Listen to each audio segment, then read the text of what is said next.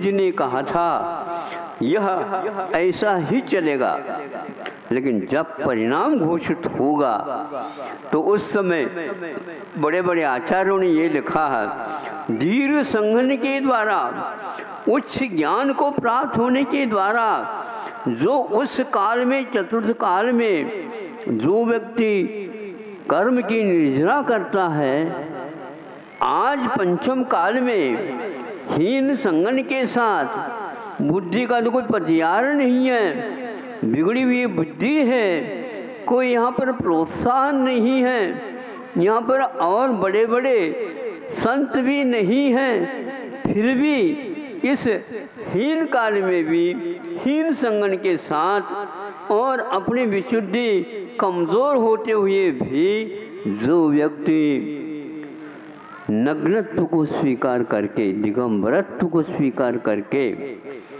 उसी रथ, उसी 28 मूल गुणों को आज पाल रहा है, वह उससे भी ज़्यादा पुरस्कार के योग्य है।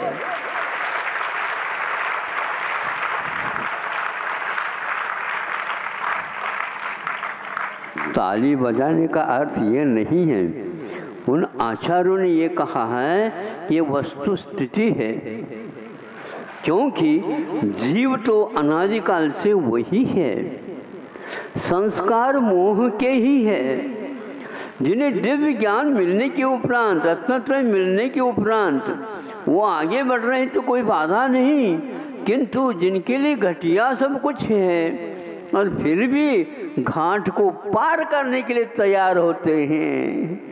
घटिया में घटिया खा लो, बुंदेलखंड की कहावत है, घटिया खाओ और घटिया में घटिया खा लो, मतलब गटक दो। मोटा खाना और मोटा पहनना, लेकिन मोटा नहीं सोचना, सूक्ष्म सोचना, वह गहराई तक पहुंच जाना, ये तो एकमात्र साधन है। किंतु हम पवित्र भावों के द्वारा जब गहराई तक पहुंच जाते हैं, पहुंचने के उपरांत वही परिणाम घोषित हो जाता है और कुछ बात नहीं होती।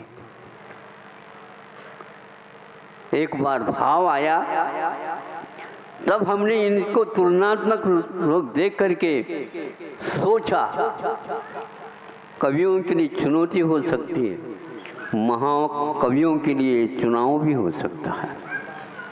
महाकवि भी इसको सुन सकते हैं, पढ़ सकते हैं, सोच सकते हैं। ये पंक्तियाँ महापंक्तियाँ नहीं है, लेकिन छोटी भी नहीं है, चोटी को हिलाने वालों को भी पूछ सकती है कि क्या इसका अर्थ है। सुनो, किसी वेग में, सुन रहे हैं आप लोग, सुनो, चाहे इंग्लिश सुनने वाले सुनो, चाहे हिंदी वाले सुनो, या चाहे कर्नाटक वाले सुनो, कोई भी सुनो, भाव में आप एक पाएंगे सबको। तो किसी वेग में अपढ़ हो या पढ़े, सब एक है। क्या समझे? जिन्होंने ताली बजाई उनको कुछ भी समझ में नहीं आया होगा।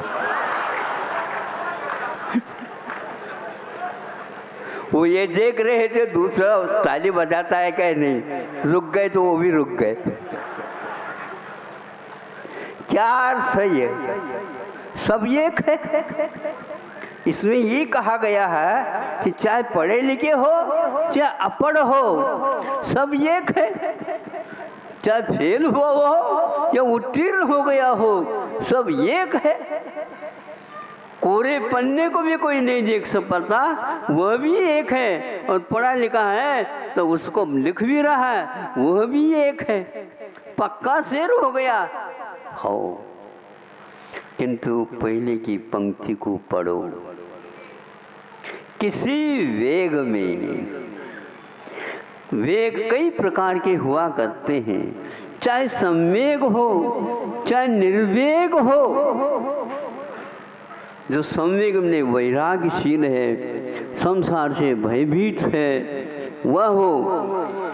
और नीचे उद्वेग हो, आवेग हो, बहुत सारे वेग हो, वो हो, क्योंकि दोनों कषाय की ओर मुड़ गए हैं तो दोनों एक है, सब एक हैं। इसलिए चतुर्थ काल में जो व्यक्ति सब कुछ पा करके विषयों की ओर चले जाते हैं, उससे तो हम ही ठीक है, क्योंकि काल नहीं मिला, चाल नहीं मिली, ढाल नहीं मिले, कुछ भी तो नहीं, फिर भी निहाल होना चाहते हैं। हमें और कुछ नहीं चाहिए, हमें तो भगवान के स्मरण भी हो जाए तो पर्याप्त है। गुरु हमारे हृदय में है, प्रभु हमारे हृदय में है, और उनकी आज्ञा पैरों को पाप है। जो कुछ भी बिगड़ेगा उन्हीं को सुधारना है। कंपनी वह है, गाड़ी हमारे हाथ में। हमने पहले से ही लिखवा दिया है, ध्यान रखना कि 10 साल के लिए वो गारंटी देते हैं, हम ऐसे नहीं लेंगे। हम जब तक प्राण घट में रहेंगे तब तक गाड़ी को ठीक आपको ही करना है, कहीं भी आप रहो, क्योंकि इसी वायदा के साथ हम चल रहे हैं। आगे का कोई प्रबंध वो आपके ही हाथ में। एक बार हमने अपने आप को समर्पित कर दिया तो कर दिया, अब आपका ही काम है। यदि नाम होगा तो आपका ही होगा, और यदि नहीं होगा तो आपका ही होगा, हमारा कच्छ नहीं होगा। हम तो केवल आपके आधार लेकर के चल रहे हैं, इसलिए कोई भी हमें भीति ही नहीं है। और तो भगवान ने तो कहा ही था, लेकिन गुरुदेव ने भी यही कहा था, आप तैयार तो हो जाओ। हम तैयार तो हो ही रहे, अब कहाँ जाना, कहाँ कहीं भागा दौड़ी करें तो भी कहीं जाना ना आना तो है ही नहीं, काम तो यही है। इसलिए आपने कृपा करके योग्य समझ करके, यदि इसके योग्य है, आशीर्वाद दिया है सब कुछ, तो फिर डरने की बात ही नहीं। लेकिन काल को और अड़ोस पड़ोस को देखने से कभी मन उछट सकता है। मन भले ही उछटे, किंतु प्रतिज्ञा कभी भी उछट नहीं सकती, क्योंकि वह है प्राण। प्राण जाए पर प्रण नहीं जाए। ये बहुत महत्वपूर्ण पंक्ति है। ये रीत रघुकुल से आए। यहाँ वन से जंगल से कोई मता डर नहीं रहता, किंतु प्रण से ही डर रहता है। क्षत्रिय जिस प्रकार वह अपनी प्रतिज्ञा चूकता नहीं है, उसी प्रकार हम लोगों का कर्तव्य है धार्मिक अनुष्ठान में कोई भी समय हो, किंतु हम उससे कभी भी नकार की ओर जाओगे तो बहुत खतरनाक है। क्योंकि इस काल में एक बार परिवर्तन हो रहा है तो वह कहीं भी ले जा सकता है, किंतु यदि वह संवेग बना रहा, निर्वेग बना रहा, तो पढ़ा लिखा नहीं होते हुए भी वह बहुत कुछ कर देगा। फिर पढ़े लिखे हो करके भी यदि हम यूं कर लेंगे, कुछ नहीं कर सकते। कुछ इसलिए नहीं कर सकते, उनसे कोई काम नहीं होने वाला है, भाव से ही सब कुछ काम होता रहता है। शब्द तो मात्र ये बीच में तकिया कलम जिसको बोलते हैं उसी काम में आते हैं। शब्द अटक सकते हैं, भटक सकते हैं, और शब्द उड़ भी सकते हैं, लीन हो भी सकते हैं। उसकी माया किसी के हाथ में नहीं। आप कह सकते हैं, हम रिकॉर्ड बना करके रख सकते हैं, उसकी भी एज होती है, उम्र होती है, उसके बाद वह भी समाप्त हो जाता है। यहाँ कोई बचने वाला नहीं, किंतु भाव भर यहाँ भी, वहाँ भी, आगे भी, पीछे भी, त्रिकाल गोचर वह काल हो सकता है। ऐसे यदि प्रतिज्ञा से हम बनेंगे, अवश्य ही आगे काम बढ़ेगा। तो इस प्रकार आप अपने शरीर की वृद्धावस्था को मत देखो, शरीर की जवानी की ओर मत देखो, मन की और अपने बहुत सारी बातें करने की ओर भी मत देखो, किंतु धर्म की प्रतिज्ञा को हम कितने अनुपात के साथ पालन कर रहे हैं अथवा पालन कर सकते हैं, उसी अनुपात से आप तोलिए इसको, सोचिए इसके विषय में, तो अवश्य आपको रास्ता मिलेगा। रास्ता अपने को बनाने की आवश्यकता नहीं है, ये सब हमारे काम है ही नहीं, ये हमारी कुवत ही नहीं है। यदि सड़क बनाने के लिए आपको कहा जाए तो मोटर गाड़ी सब एक ही दिन में आप छोड़, क्योंकि सड़क ही नहीं, तो अब चलना है चलो, कहाँ से चले, अरे पगडंडियाँ हैं, पगडंडी भी दिखता ही नहीं, अरे चल तो लो, मैं पीछे से चलूँगा, 5 व्यक्ति हैं, 5 से चलेंगे तो 10 कदम चलेंगे, एक ही बार उठने तो 10 कदम हो जाएंगे, 10 कदम से अपने आप ही पथ बनता चला जाएगा, पगडंडी हमारी होगी, सरकार आए या न आए। सरकार आती है 5 साल तक चलने के लिए, भागने के लिए वो सड़क बनाती है, हाईवे हाय हाय हाय हाय करते जाइए, इसी में निकल गए। यदि सड़क नहीं बनी तो दोबारा जो है खड़े हो गए, तो अब खड़े हो जाओ, अब कोई पानी नहीं मिलने वाला है। क्यों? आपने ने सड़क ही नहीं बना, आपने गाड़ी की व्यवस्था नहीं की, आपने पेट्रोल की व्यवस्था नहीं, आपने प्याज तक नहीं खाने दिया। ये बहुत कठिन काम है, इसलिए आप अपने तक सीमित रहिए, फिर देख लीजिए क्या होता है। हर एक व्यक्ति यदि अपने तक सीमित रहे और कार्य करें, सरकार की कोई आवश्यकता नहीं। भगवान चले गए, लेकिन ऐसे रास्ता बता करके गए हैं, रास्ता यहाँ पर नहीं रहने वाला है, क्योंकि यदि नहीं चलेंगे, पथ के ऊपर दूब घास उग करके आ जाए, दिखेगा नहीं रास्ता, इसलिए चलना प्रारंभ कर दो। मूसलधार वर्षा भी हो जाए तो भी वहाँ पर दूब घास नहीं उग सकते, जहाँ पर हमारे पैर हमेशा पड़ते रहते हैं। इसलिए आप लोग संकल्प ले लो, महावीर भगवान के अभाव में भी आपकी पगडंडी कभी छुप जाए हमें पूछ लेना। और यदि मान लो बहुत सारे सड़क पर गाड़ियाँ चली गई, आ गई, चली गई, आ गई, तो क्या होगा? वहाँ पर ऐसे गड्ढे पड़ेंगे, यहाँ रोड कहाँ है? नहीं समझे? ये रोड है क्या? नहीं, उस गड्ढे में देखो तो रोड मिलेगा आपको।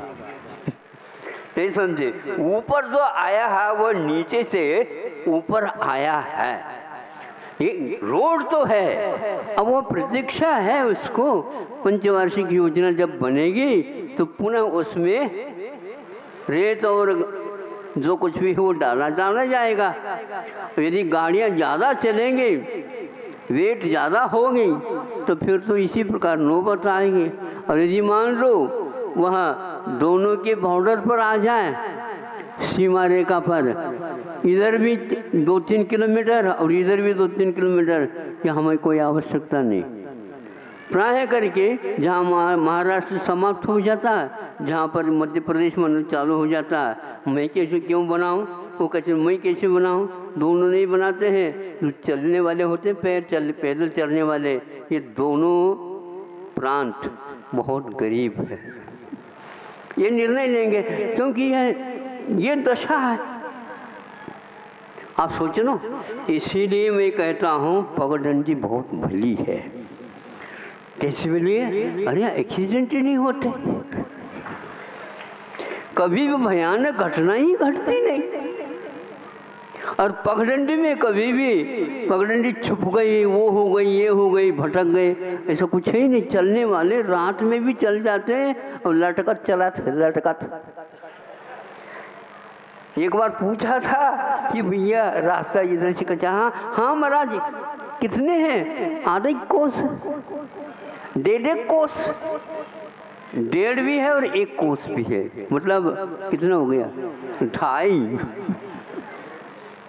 आधे कोस आधा तो है ही कोस, और 1 कोस मैंने 1.5 कोस। कहाँ पर दिखता है? इतना ही तो है, लटकत गई है। उन्हें पकड़न जी लटकत जाते हो तो यूं यूं जाने के लटकत खाई जो आई गई हो, देखो आई गई। तो जब वो ही आ रही है तो हम इतना ही बैठ जा। जब वो आई रही नहीं, ये तो प्रमाद हो जाएगा, ये तो आलस हो जाएगा। आगे का अर्थ ये है कि आप चलेंगे अवश्य ही वो प्राप्त हो जाएगी। इन सब बातों को देख करके ही हमने ये सोचा है कि कोई बात कहता हूँ, क्योंकि आपको भी धर्म करना ही है। नहीं समझे? नियमावली तो नियमावली है, यदि नहीं करूँगा समय पर तो फिर जो होगा तो होगा ही। होने से पूर्व में कुछ कर रहे तो करने वालों में हमारा भी नंबर आ जाएगा, हमारा भी नंबर आ जाएगा। इसलिए आज करना तो कल नहीं, अभी करो। अभी के तो अभी कुछ भी समय गंवाओ नहीं, तभी आप धर्म कर सकोगे। अन्य कार्य करने के लिए कुछ प्रतीक्षा हो सकती है, किंतु धर्म करने के लिए मृत्यु सामने आकर के खड़ी है, ऐसा समझ करके करने से हो सकता है। इस प्रकार हम लोगों को प्रोत्साहित किया गया है कि ध्यान रखो कि शिला है कठोर माना जाता है, उसको वज्रलेप कहते हैं। उसके ऊपर कोई लकीर खींच दो तो मिटने वाला नहीं है, पक्का है ना?